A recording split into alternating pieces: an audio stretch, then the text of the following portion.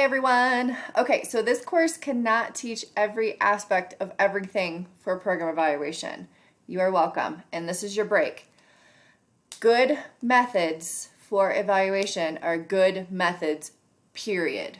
So if you're doing a survey, then you need to think back to the survey class and what's best practice when it comes to surveys.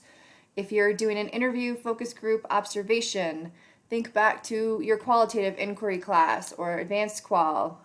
Good methods for data collection are good methods for data collection. When it comes to coding and qual analysis, that's just what you do. And the same with quantitative information. So if you're doing descriptive statistics or you're trying to take it a little further and look at differences in responses or connections over here between these two variables or potentially predicting something, typically not.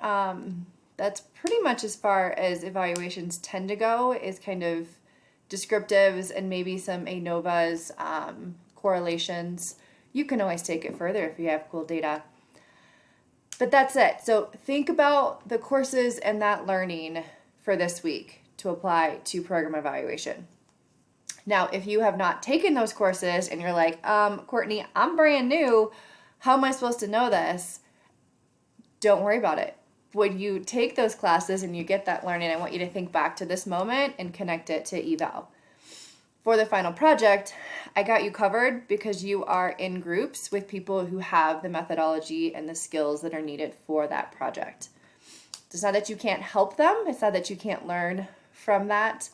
But use your other classes to learn methodology in detail, and that is applied directly to evaluation.